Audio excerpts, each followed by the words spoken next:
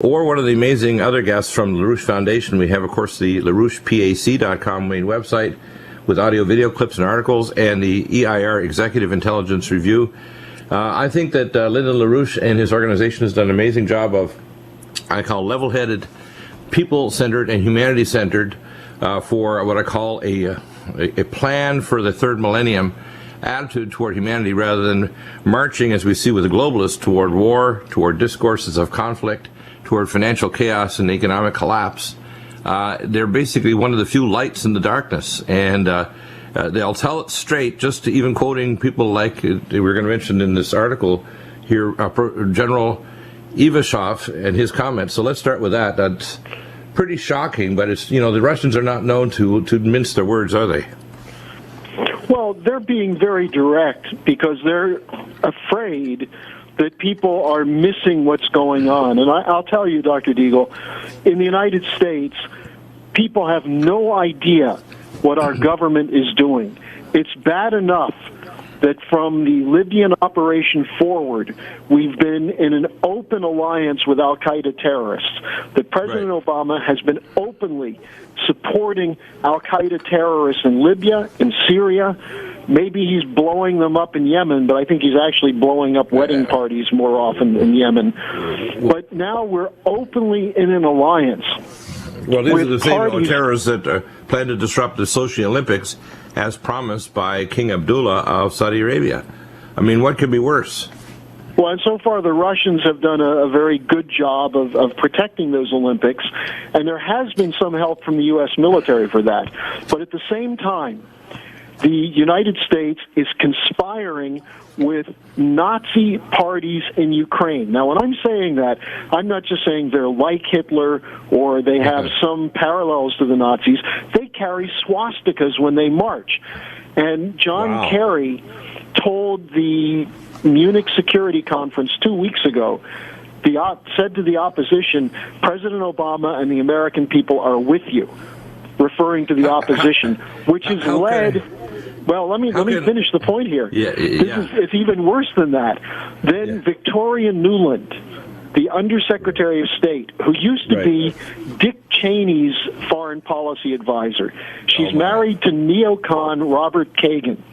She was the one who was defending Susan Rice on the lies the U.S. then ambassador to the UN was telling about the Libya Benghazi assault. Then she got moved to the Europe desk, and she was caught on a phone call to the U.S. ambassador to Ukraine discussing who should be in the next government of Ukraine. And she said, this one should be, this other guy's not experienced enough, he shouldn't be. And they agreed on that. Now, at the end, because they were talking about why the EU has not been helpful, she said, F you, the EU. And that got major coverage in Europe, and everyone in Europe was outraged. But why was no one in the United States outraged that the president's top operatives are talking about putting Nazi affiliates into power in Ukraine in the name of democracy? Now then, to make things worse, the U.S. House of Representatives had a bill or a resolution, I think it was number 447, that passed 2 days ago, 383-2, calling for full U.S. support for the opposition. And our organizers went around to these congressmen on their way out and said, do you know who's in the opposition? Do you know there are Hitler lovers and Hitler admirers, people who carry pictures of Hitler in their pockets when they demonstrate? And the congressman said, oh, no, I didn't know that. Well, that's how dysfunctional. That's dangerous. They're either lying... They're either lying or they're dysfunctional. Well, either way, they're incompetent. They should be removed from office, because when you have congressmen that can vote to put in literally, and these are, as you say, and I remember from talking to people that were in the Nazi death camps and survived, that the worst of the death camp supervisors were the Ukrainian Nazi sympathizers. Yeah, they were the most vicious, nasty pieces of human garbage that ever walked the face of the earth. I mean, the Nazis. Even the Nazis disliked them. This guy Bandera who became a part of the Hitler apparatus once the Nazis marched into Ukraine, was later put in jail by the Nazis, and then he was let out when the Russian offensive started, and his Ukrainian grouping of several thousand, I think it was 7,000 or 8,000 people, carried out murders of, it's documented, at least 70,000 Jews and Russians. And we went to the Jewish members of Congress. This guy Bandera, by the way, is still the honored leader. He's dead. He was assassinated by the KGB in 1959. But he's still the accepted, he's like the George Washington of the Ukrainian Nazi movement, called the Svoboda Party. And so we went to these Jewish congressmen and said, do you know you're supporting people who carry around pictures of a man who ran the SS units in Ukraine for the Nazis? Now, some of them said, gee, I didn't know that. A congressman from Brooklyn came out today and said it was a mistake that he voted that way, and he apologized. But I'll tell you, now, it's bad enough that this is happening, but the way the Russians view it, remember, the Russians lost 20 to 30 million people in World War II. And the Russians are now seeing the British and the Americans supporting Nazis in Ukraine, the same Nazis who killed Russians in World War II. And so what Putin said is that if this doesn't stop, this intrusion into Ukraine by the West, the putting of ballistic missile defense systems surrounding Russia, if this doesn't stop, there will be an abrupt change in our relations. And that's where this statement from General Ivashov is so important. Leonid Ivashov, who's the former head of foreign relations of the Russian Ministry of Defense, and he's the president of one of the more prestigious academies in the Russian universities, said that apparently officials of the European Union and the U.S. Secretary of State have dedicated themselves and continue to do so to deeply and thoroughly studying the doctrine of Dr. Goebbels, Hitler's propaganda minister. He said they present everything backwards from reality. And he said that's what Nazi propaganda did. They accuse the party that is defending itself of aggression. And he said, what we're seeing in Ukraine and in Syria is a Western project, a new kind of war. In both places, you see a clear anti-Russian approach. And then he said, and this is the relevant point, I assume that the foreign ministry of Russia understands that we are at war. Now, He said, Kerry and Obama are encouraging in Kiev what they repress in their own country. And so this is where you see the danger that Lyndon LaRouche has been warning about. We have a second statement that I sent you that I believe you're going to put up on your website called LaRouche, Get Obama Out to Stop the Countdown to Thermonuclear War. It's already posted, and it's an audio that this, you know, these warnings have been increasing over the years that we've had on the program on Wednesdays.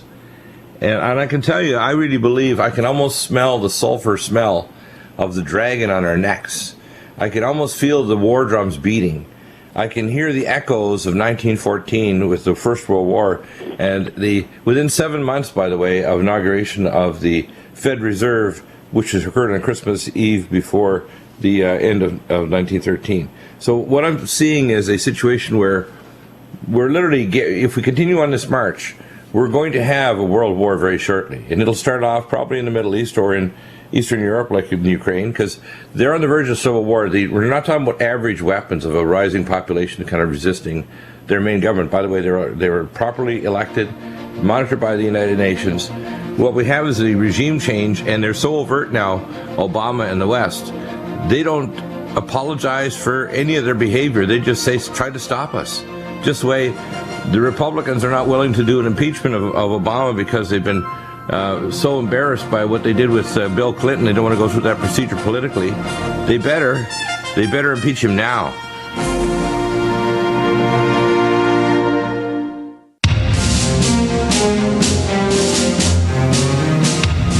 Welcome back, and Harley, we talked about a couple of issues on the break. If I was to use one word for the Obama administration, I'd say lawlessness and disrespect. Disrespect for the separation of powers, the Constitution, the rule of law, We have in the making, and Lyndon called it years ago, a neuronic present, a neuro, a super, if you want to call it narcissistic psychopath, who basically cannot tell the truth unless it happens to be accidental, like when he said Trayvon Martin would be like his son. This is insanity, and every policy that America has now is supporting Al-Qaeda to do regime change in Syria, but they're saying they're going to get rid of Al-Qaeda in Iraq and Afghanistan, where Americans are still dying, and the citizens there, and the civil war is just raging in Iraq. I think in the last week it's another couple hundred people died. It's just lawlessness. And the saying it permeates through every aspect, from the Department of Injustice. Maybe they should call it from now on. Let's just rename it. Why don't they just say, instead of the Department of Justice, say just us? They're only the Department of Just Us. Does that make sense? On this question of lawlessness, this is a much lower level than the provocation of the Russians that we see. But even on a simple thing like the failure of the Health Care Act, in order to save it, what does Obama do? He issues another executive order through the Treasury Department giving so-called medium-sized firms with 55 to 99 employees, an extra year before they have to go under the mandate that those of us who have to buy insurance as individuals are forced to go under. Now, I can just tell you, I mean, I know many people have horror stories about Obamacare, but I've been signed up for 2 months now. I have a bill which is an outrageous bill for a policy I never ordered. I'm being told by the insurance company that I cannot see a doctor until I pay the bill. And I said to them, but that's not my policy. And they say, well, according to healthcare.gov, you have 3 policies.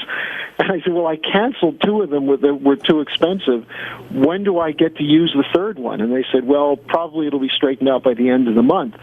And I said, well, why do I have to pay for January? And they said, because it's in your contract. And I said, isn't it in your contract that I'm supposed to get health insurance? Now, what we're seeing, and I'm just using my personal case because I know there are many more worse cases. Right. If I were suffering from a potentially fatal illness, I wouldn't be able to renal get covered. failure.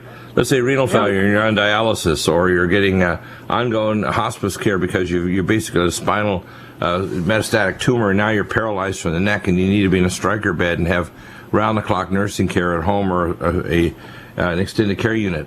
And you get cut off. You get cut off. Now, you know, when you and I talked 3 years ago, and I explained why LaRouche said this is the Hitler T4 policy, the Nazi euthanasia policy that's being brought in, not the simple idea of the death panel that Sarah Palin brought up, but an actual Nazi-modeled policy to get rid of so-called useless eaters. And there are a lot of people around the country who said, oh, LaRouche is going too far, you can't bring in the Nazis. But now we see that is the policy. People are being cut off because of their age, their income, or their state of their illness. Secondly, we see the administration supporting swastika-carrying Nazis in Maidan Square, sending our Deputy Secretary of State to give them support, John Kerry to give them support, Obama to give them support, because they're trying to use this to overthrow Putin. The goal of this British oligarchy, which uses Obama as a throwaway puppet, is to bring down Putin's regime because they cannot stand any opposition to the failing transatlantic banking system. They're doing everything they can to bring the Russians down so they can take over Russia's raw materials. They want China's treasury bills. They want even cheaper labor from China. But let me tell you one thing that they announced this week in Europe. The woman in charge of the single resolution mechanism, that is the banking restructuring, said that while regulators of the individual countries may wish to protect depositors and investors, that goes against the European Union policy. And so she said, this is the chief regulator of European banking. She said, many banks will have to fail, but that's too bad. Now, which banks are going to fail? Not the ones that are bankrupt, the too big to fail banks, but the solvent banks that are being cut off from liquidity they're going to let them fail so they can seize their assets of their depositors. That's what she said. Well, this is what's been happening. This is what's been happening, by the way, since this engineered collapse has started. There were 18,000 banks in America in 2008, and now there's down to less than 6,000. And the biggest banks are 37% bigger. So the fat banks are now giant, and they're getting bigger, like, you know, Java the Hutt banks. And the other banks have been starved to death. It really is disgusting. And of course, what it means is the small local banks are going to be cut off of liquidity. And of course, the third world banks, like the banks in Turkey, South Africa, other countries, their interest rates now, because of flight of capital, because of Janet Yellen's new policies, is taking flight. So they're trying to raise interest rates to protect their flight of capital from their countries. And this is going to crash the world economy, and it's going to happen this year. And I think it's all by design. It's all by design to flood the world with cheap zero-interest money, and then to pull it at a specific time when they feel it's time to put the squeeze on China and Russia, because that's what's happening. And to leave just a handful of banks, all of which will be essentially dictating monetary policy to governments. And that dictation will include no money for health care, no money for retirement, not just Social Security. They're going to steal all the pensions. You sitting out there with a 401k think you're safe, you have a Vanguard fund or some mutual fund, these are targeted for being stolen. You're an unsecured creditor to the bank. You're an unsecured investor. And that money will be bailed in, and basically people will be in panic. If you think the 1929 crash was bad, when we could, more than 75% of the population lived no more than a few miles from a farm and could easily get back to some kind of subsistence living. I remember my grandmother mentioned to me how they had gardens and so on in their home in eastern Canada, and people would work literally for lunch or dinner. What you're seeing now is an accelerating death rate of younger officials of the criminal banks. Two J.P. Morgan traders have died in the last week under suspicious circumstances. These are people who headed divisions of J.P. Morgan Chase. One of them fell off the top of the J.P. Morgan Chase building in London, and now they're saying it's a highly suspicious suicide. I got a new medical term for it. You know what it's called? It's called mammoncide. Yeah. But you know what they're doing? Then a Deutsche Bank top guy who just retired supposedly hanged himself, and he's someone who knows what Deutsche Bank was doing to flood the world with these phony mortgage-backed securities. So, what we're seeing is a combined effect of a financial breakdown, and LaRouche was right in July 2007 when he said the banking system cannot escape a meltdown. And he was right for what happened in September 2008, and nothing has changed since then. Yeah, amazing. The bright news is that we are aware of what's going on. The bad news is it's still happening. The bad news is it's still happening, and we're not doing enough. Yeah. Welcome back, and the experience here in California is that the insurance plans, basically, the doctors are off the list. They had to pull a list last week here in California because a lot of people are buying this covered California insurance, and they always have these commercials with people of color. And again, this is all ridiculous. What they needed to do, and I said this before, is go further than the so-called socialist countries like Canada and Europe. They need to have a federal and state tax or some other means of setting it up. It needs to be a right if you're either in America or visiting, or you're the wife or husband of an American. You should just get taken care of because you've proven you have a right to be here. And you don't have to buy insurance. It goes for pre-existing conditions. Your doctor's paid a salary, reasonable modifications to the stipend on top of that based on years of experience, training, certification, research, public service, and development of new techniques to reduce the cost of healthcare and to actually advance medicine so people stay well longer without toxic polypharmacy or unnecessary surgery. Well, I can tell you, in Europe, when I was there, they treated me for free for a minor problem I had, but I can tell you, the doctors all have Mercedes-Benz, so it's not as though they're hurting. No, but it's a system that works.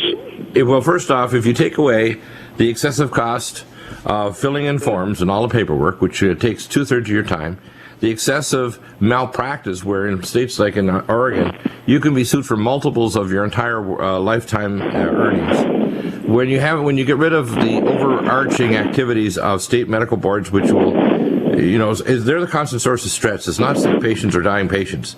Doctors are used to dealing with sick patients and feel a positive when they help somebody who's near death or save somebody from extremis or do an emergency surgery or save somebody so they don't die of a traumatic accident. The stress comes from insurance companies that won't pay. The stress comes from being the payor stuck in what I call a piecemeal fee-for-service system, which, by the way, in the socialist countries like Britain and Canada, it's no better.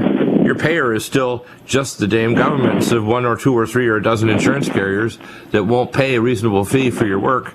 And as a result, you're trying to pay for staff, malpractice insurance, buildings, medical supplies, etc.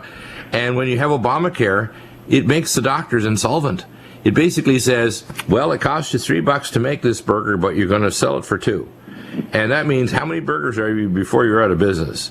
That's what I'm talking about. We could talk for hours on this dysfunctional killer policy of Obama, but I want to bring it back. The reason I brought it up is to make the point that this man is imposing a Nazi dictatorship on the United States. Right. And that's not a Tea Party exaggeration or a Fox News exaggeration or a paranoid conspiracy theorist. I can back it up by pointing out, as I did at the beginning of this program, that the rest of the world is looking at the United States as a lawless country that's driving toward a nuclear confrontation with Russia.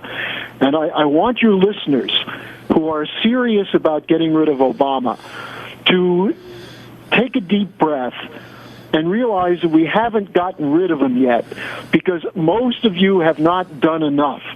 If we had a kind of mobilization in this country that was even the size of what the Greeks are doing or the Italians are doing, if we started it, we wouldn't be like the Greeks and the Italians and quit when the sun goes down.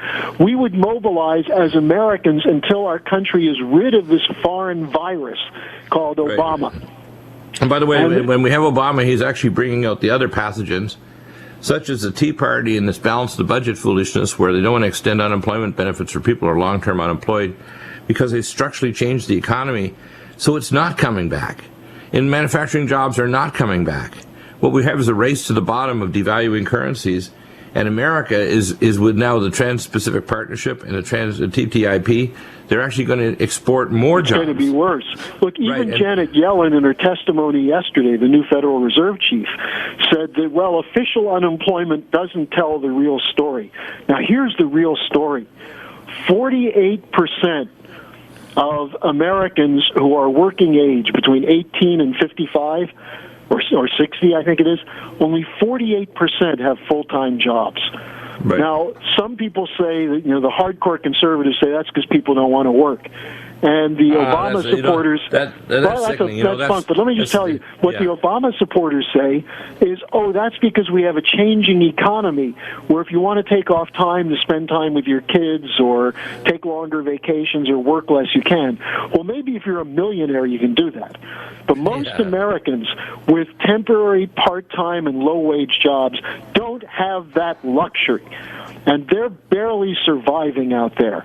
And I know many of your listeners, and I know this because I've gotten calls from a lot of your listeners, and we've talked about politics, they agree, and then I ask them to make a small contribution, and they say, well, I have no money. Now, I'm taking them at their word. I'm assuming most of your listeners aren't lying to me and then running off to Las Vegas and spending all their money. Some of them do, but not all of them. But even if it's only $10, the thing is, we don't do something now before the end of Obama's term, this country won't even exist. This will be a place on the map for the globalists to say, this is one of our territories we crushed. Well, what I want to make as a point is that we don't even have till 2016. No. Because what the Russians are doing is they're looking at the pace of Obama's moves to cut off Russia. For example, why are the Russians so worried about Ukraine? There are three reasons. One is history. Ukraine was used by the Nazis as a launching ground to cut Russia off from the Black Sea, from the oil, and to carry out a policy of extermination. So history is one reason. Secondly, the Black Sea ports would be taken away if Ukraine is taken over by a Anglo-American opposition group, and that's necessary for Russia's security because that's the opening to the Mediterranean for them. Right. And the Black Sea is an important area for them for oil development and also for trade with Middle Eastern partners. And the third reason is that Ukraine would be integrated into NATO, which means that missiles, offensive weapons, and anti-missile defense systems would be installed right on the border of Russia. Now, given that Kennedy correctly identified the Cuban Missile Crisis as an existential threat to the United States and took us to the brink of war to force the Russians to back down, the Russians are now talking about Ukraine using these words, Cuban Missile Crisis. So their Cuban crisis, in other words, we're doing now under Obama what Khrushchev did during the missile crisis in Cuba. Exactly. And that's why I encourage your listeners to go to your website or to my website, LaRouchePAC.com, and look at these statements by Ivashov. There was a statement by the chief negotiator of Russia at the arms control talks who said it's fruitless to talk because the West is not listening. And this is over the question of whether these anti-ballistic missile systems are going to be installed on the border of Russia. And supposedly, they're being put there because of the danger of Iran's nuclear missiles. Now, given that probably the only thing that I think Obama has done that's defensible, and I think he did this under enormous pressure, was to go ahead with negotiations with Iran. Why are we worried about Iranian nuclear missiles? It's not about Iran. It's always been about Russia. The Russians said, if you're worried about Iranian missiles, let's put missile bases in southern Russia, the anti-missile bases in southern Russia that can catch them at launch phase, and do that together. So what you have is an open commitment from this administration to stick a finger in the Russians' eyes, a foot up their rear end, and threaten their very existence, all in the name of democracy and human rights. Just as we overthrew Gaddafi in the name of democracy and human rights, and we ended up with an al-Qaeda-linked government there, just as we're trying to do to Syria, now we're doing it in Ukraine. And the Russians are saying, look, Libya was bad enough. The Russians agreed with us on Libya, and then they realized we double-crossed them. They won't give in on Syria. They cannot give in on Ukraine. Right. And Iran. So what we see basically is the final chess pieces are being laid out. World War III, if it's not stopped and Obama removed, is on the menu. Socialist or communist, but really he's a transnational corporatist.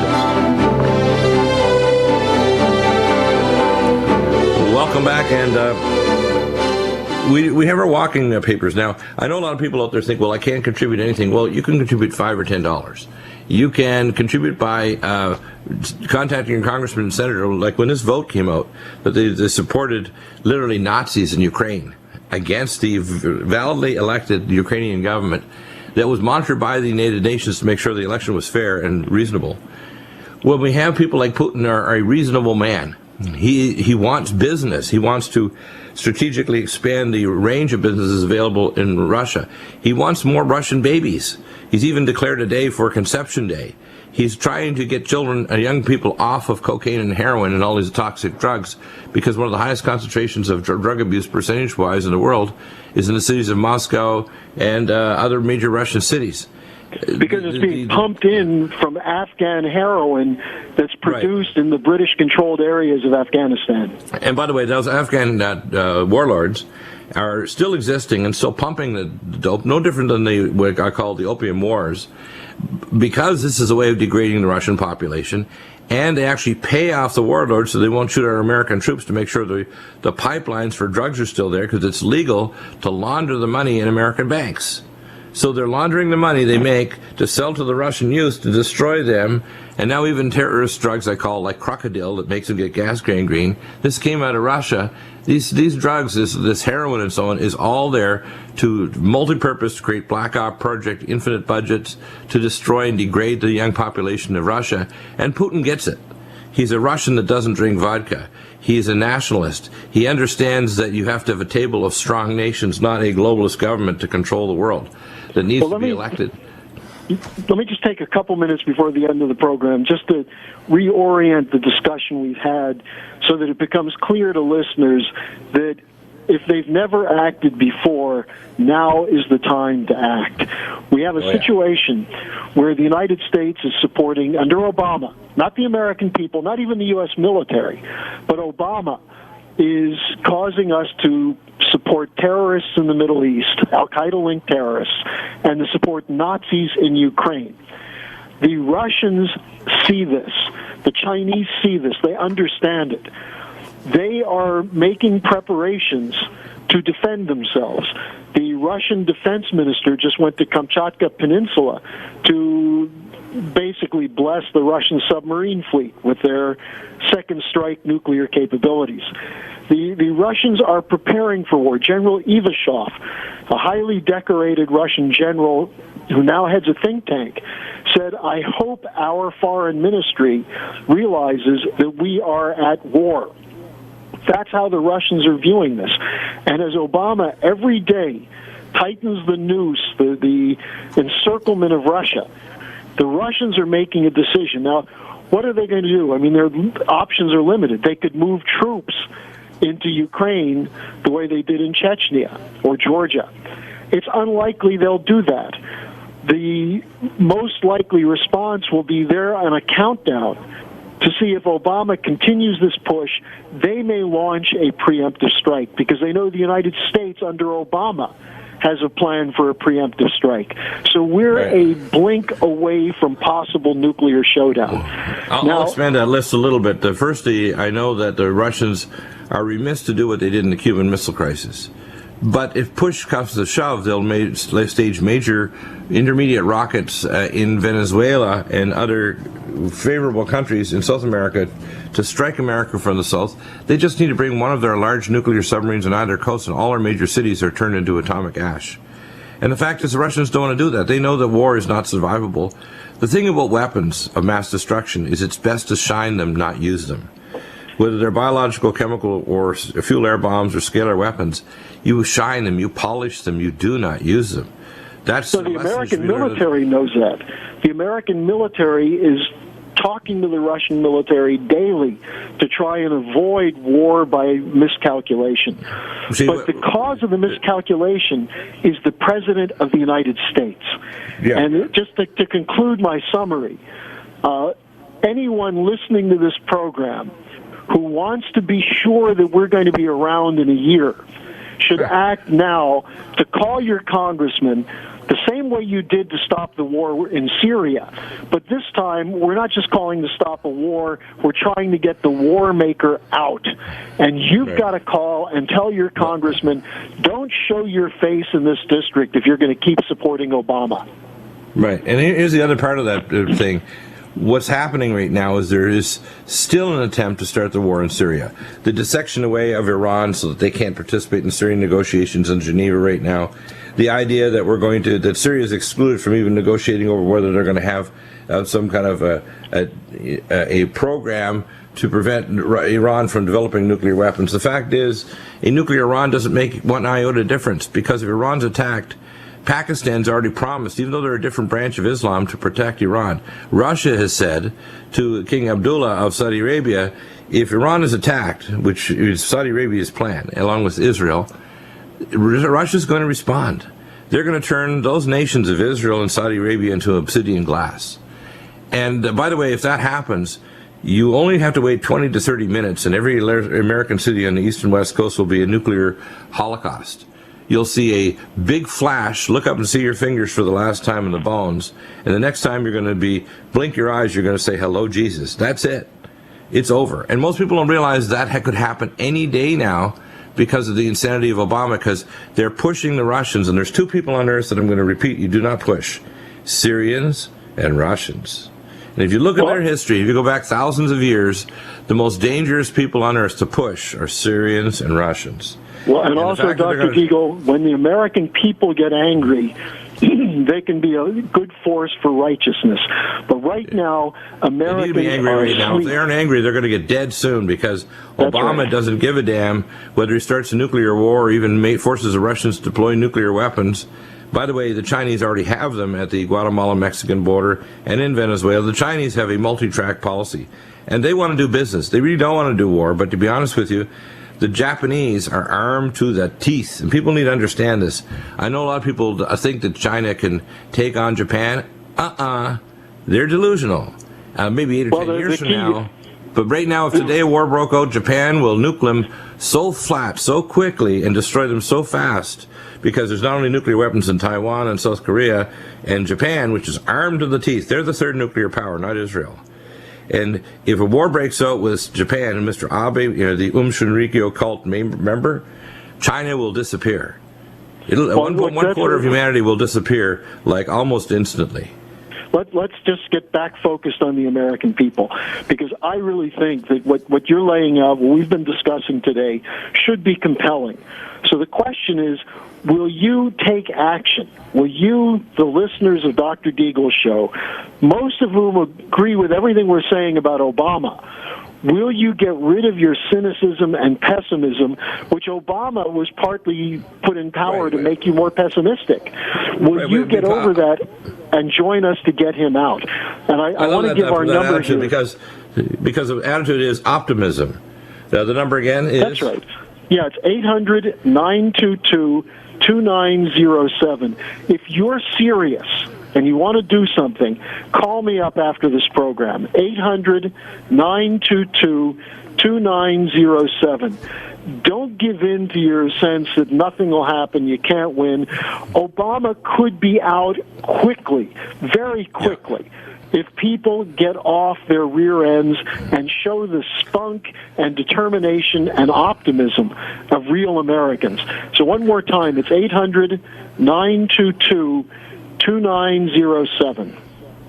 And by the way, if this happens now, before the 2014, the kind of congressmen and senators elected will be ones that can carry it forward to a president, whether it's a Republican or Democrat, that will put people in America first, and a foreign policy that makes us not the enemy of every nation on earth. Right now, we don't have any friends. We basically have what's called potential enemies or real enemies. We have alienated everybody, including even our so-called allies in Europe with, NSA spying and everything else. It really is dangerous what we're doing, and people don't understand that the globalists don't care a rat's behind for what happens to America if all our cities get nuked or all our young men die in war. They don't care. They could care less. And Dr. Deagle, what's your website where people can get those links? They can get the links at NutriMedical, NUTRI medical.com. We're also going to be posting a lot of new articles over at clayandiron.com. That's NUTRImedical.com. The links are up there directly for the audio, video clips, etc. today. And that number again, 800-922-2907.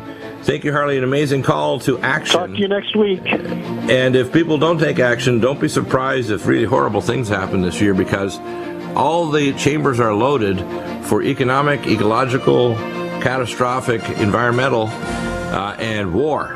This is echoes of 1914, what we're hearing today. Back in a moment, hour number 2 coming in, hour number 3, Dr. Ted Brower back for an encore from yesterday's third hour program.